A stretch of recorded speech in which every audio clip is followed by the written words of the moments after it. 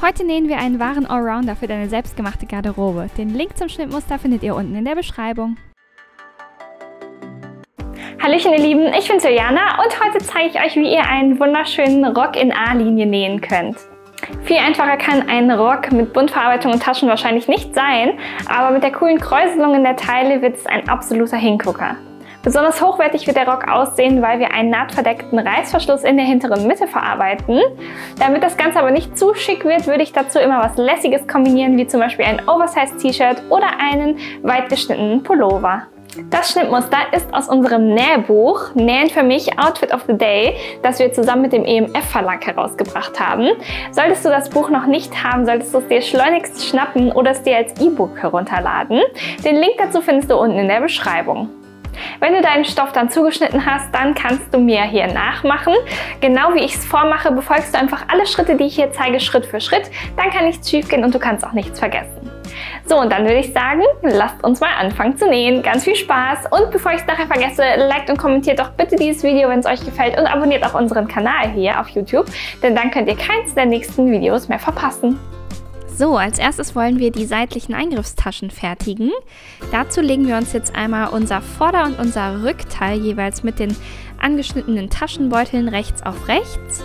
Achtung, wenn ihr eine der großen Größen näht, dann müsstet ihr vorher bitte einmal die Taschenbeutel als erstes rechts auf das Vorder- und Rückteil nähen und dann bitte so bügeln, dass das Teil von der rechten Stoffseite betrachtet genauso aussieht wie hier. Und dann legen wir eben auch beide Teile rechts aufeinander.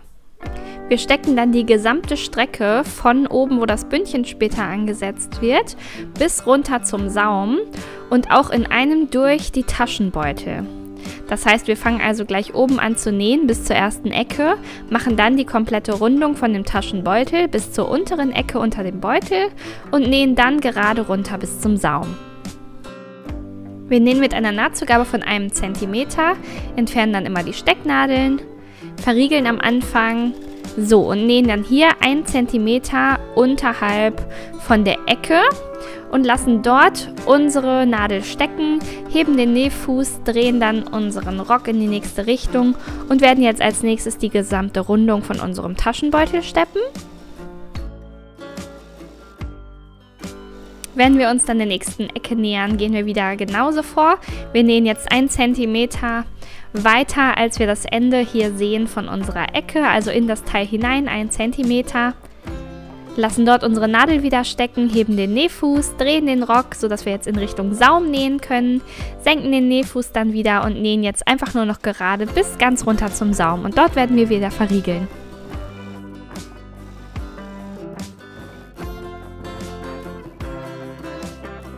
Wir legen dann einmal unseren Beutel von der rechten Stoffseite aus betrachtet in Richtung unseres Vorderteils und bügeln jetzt einmal ganz scharf hier über den Tascheneingriff. Und auch die Nahtzugaben der Seitennaht werden in Richtung des Vorderteils gelegt und auch einmal komplett die ganze Strecke herunter dorthin gebügelt. Dann wollen wir die obere Stoffkante unseres Rocks komplett kräuseln. Dafür stellt eure Stichlänge gerne auf 4 oder 4,5. Verriegelt am Anfang nicht und näht dann parallel zur oberen Kante als erstes einmal füßchenbreit die gesamte Strecke ab. Am Anfang, ich habe es gesagt, wollen wir nicht verriegeln. Wir möchten auch einen Faden vom Ober- und Unterfaden jeweils 10 cm hängen lassen, da wir den später zum Raffen brauchen. Ansonsten arbeitet euch hier gerne hervor. Je nachdem, wie dick oder dünn euer Stoff ist, empfiehlt es sich, erstmal nur die Hälfte zum Beispiel zu nähen und dann nochmal 1 cm danach anzufangen und das gleiche nochmal zu machen für die restliche Strecke. Besonders eben, wenn der Stoff dicker ist, denn dann lässt er sich schwerer raffen. Wenn er dünn ist, dann könnt ihr auch die komplette Strecke auf einmal raffen. Ich habe es jetzt komplett an einem Stück gemacht und komme jetzt hier wieder an, auf meiner anderen Seite, wo später dann der Reißverschluss eingenäht wird. Ich ende 1 cm entfernt und lasse meinen Faden dann auch wieder 10 cm hängen, denn auch den brauche ich gleich. Dann machen wir genau das gleiche noch einmal. Wir lassen wieder 10 cm am Anfang hängen, nähen los, ohne zu verriegeln. Nur, dass wir dieses Mal so 1-2 mm von der Naht entfernt nähen, parallel zu der, die wir eben genäht haben. Das sollte sich aber immer noch innerhalb des Zentimeters Nahtzugabe bewegen. Und dann steppen wir eben noch ein zweites Mal komplett von der einen Seite vom Rückteil in der hinteren Mitte bis zur anderen. Hier lasse ich meine Fäden wieder 10 cm lang hängen und schneide sie dann ab. Jetzt raffen wir den Stoff zusammen und das machen wir, indem wir nur die Oberfäden immer auf der Seite rechts und links greifen. Die nehme ich mir hier einmal von beiden Nähten, die ich parallel genäht habe, halte diese Oberfäden fest und raffe dann meinen Stoff immer weiter auf dem Faden nach links. So lange, bis der Umfang oben von unserem Rock genau den gleichen Umfang hat wie euer zugeschnittenes Bündchen. Denn das nehmen wir gleich als nächstes hier ran und die Strecken sollen eben dann genau zueinander passen.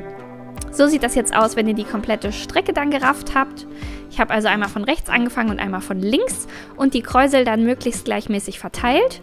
Dann nehme ich mir mein Bündchen dazu und lege es einmal rechts auf rechts genau an die obere Kante ran. Dann fange ich auf der einen Seite an, das Bündchen auf meinen Rock zu stecken und mache das Ganze dann entlang der gesamten Kante.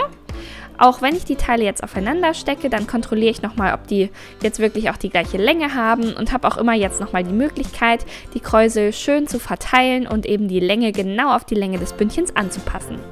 Steckt dann bitte die beiden Strecken komplett aufeinander.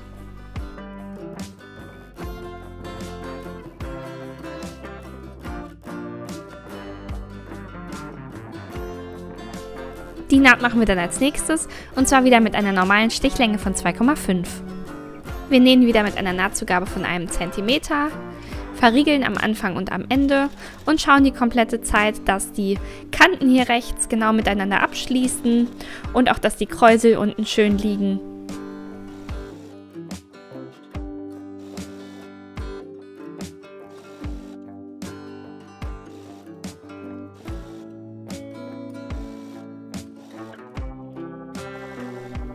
Am Ende wird dann auch wieder verriegelt, dann schneiden wir den Faden ab und haben das Bündchen jetzt schon mal angenäht. So sieht das dann aus. Wir haben jetzt die rechte Rockseite vor uns liegen mit der hinteren Mitte, nehmen uns unseren nahtverdeckten Reißverschluss dazu. Ich habe den jetzt aufgezogen und legen ihn mit der rechten Seite genau hier mit den ersten Zähnchen platziert an der Hälfte des Bündchens. Das heißt, der Stoff vom Reißverschluss, der schließt jetzt genau mit der Kante ab von unserem Bündchen und unserer hinteren Mittennaht. Ich stecke mir hier jetzt genau eine Quernadel eben auf der Höhe des Bündchens in der Mitte, wo die ersten Zähnchen anfangen und stecke ihn mir dann komplett einmal runter bis zum Reißverschlussende. Auch dort findet ihr einen Knips. Wenn euer Reißverschluss etwas länger ist, ist das nicht schlimm. Markiert euch bitte trotzdem genau die Knipshöhe, so wie ich es hier mache. Und dann nähen wir gleich diese Seite vom Reißverschluss einmal an. Ich habe dafür jetzt einen Nähfuß für nahtverdeckte Reißverschlüsse eingesetzt. Der hat unten nämlich so Rillen, worin ich genau hier meine kleine Wulst mit den Zähnchen platzieren kann von meinem Reißverschluss. Ich fange jetzt hier oben auf Höhe der Hälfte vom Bündchen an zu nähen, verriegel dort und achte jetzt beim Nähen die komplette Zeit darauf, dass hier diese Zähnchen vom Reißverschluss eben genau durch diese Rille geführt werden. Dadurch gelangt nämlich die Naht, die wir jetzt nähen, ganz nah an die Zähnchen heran und der nahtverdeckte Reißverschluss wird dann eben so nahtverdeckt, wie es der Name sagt und so unsichtbar. Ich nähe dann jetzt bis zu der Quernadel, die da steckt und verriegel dann dort.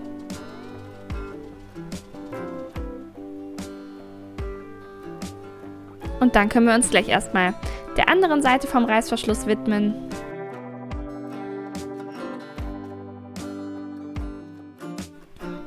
Schaut mal, so sollte das Ganze dann jetzt aussehen, von der rechten Seite aus betrachtet. Wenn man hier den Stoff vom Reißverschluss auch wegklappt, dann ist der eben hier ganz nah angenäht und es startet bei der Hälfte des Bündchens.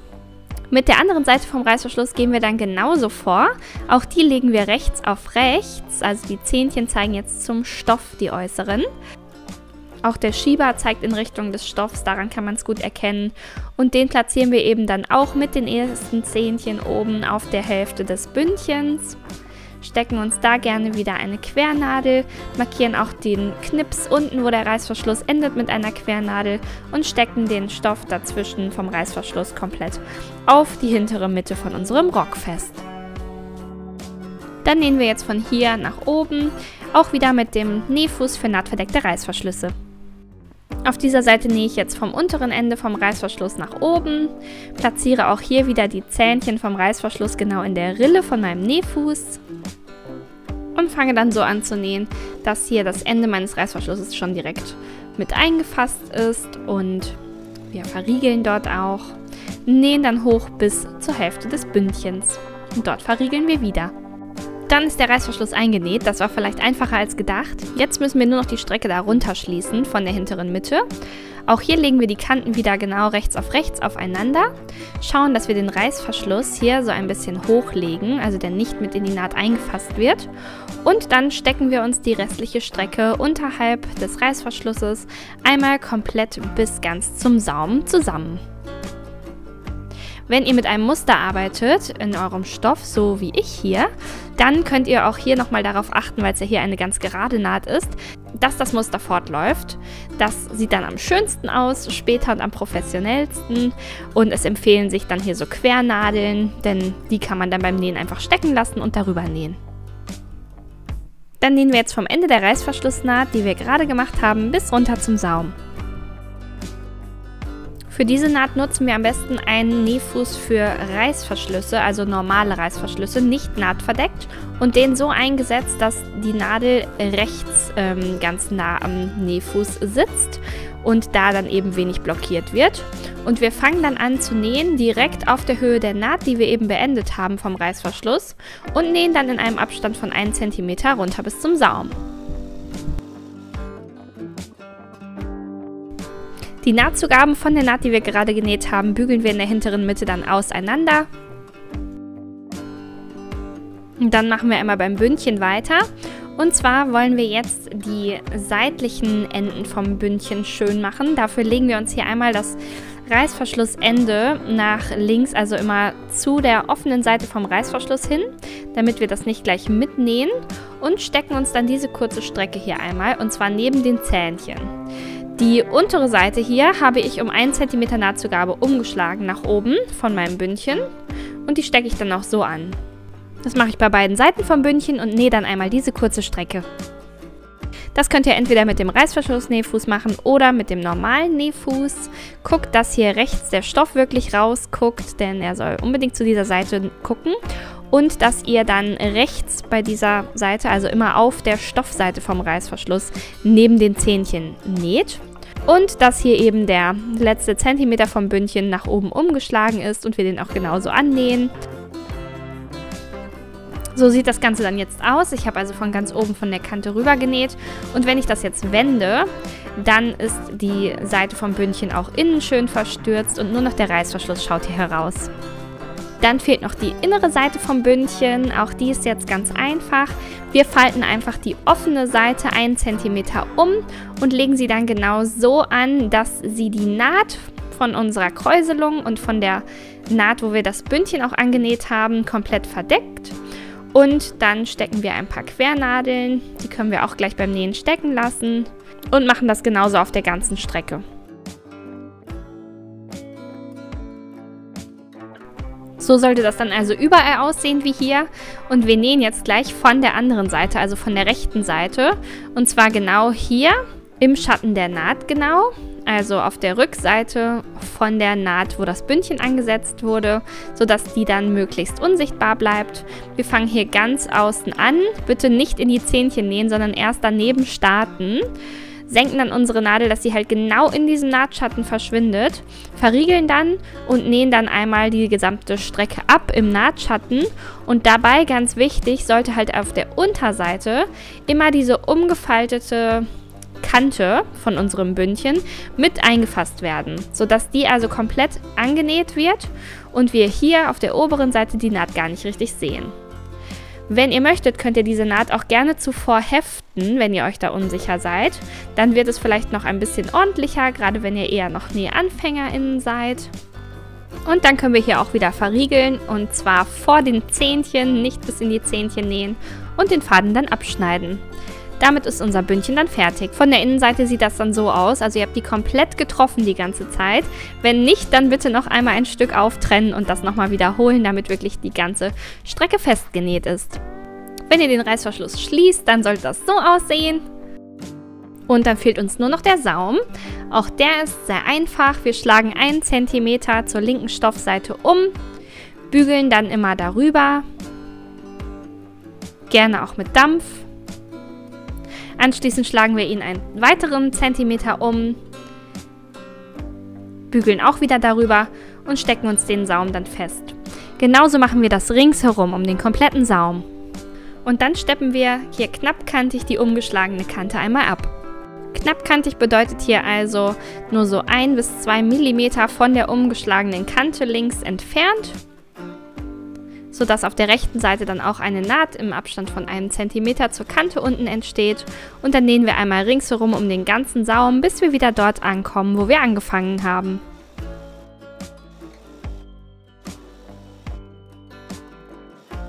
Ja, und das war's. Von der rechten Stoffseite aus betrachtet sieht das Ganze dann so aus.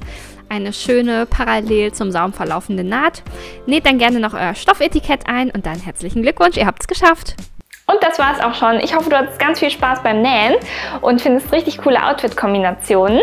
Dazu empfehlen würde ich beispielsweise zu tragen den The Sally Sweater, ein Schnittmuster, was du ebenfalls im Buch findest oder auch über den Link in der Beschreibung unten herunterladen kannst. Bis dahin sage ich ganz viel Spaß beim Tragen und bis zum nächsten gemeinsamen Nähen.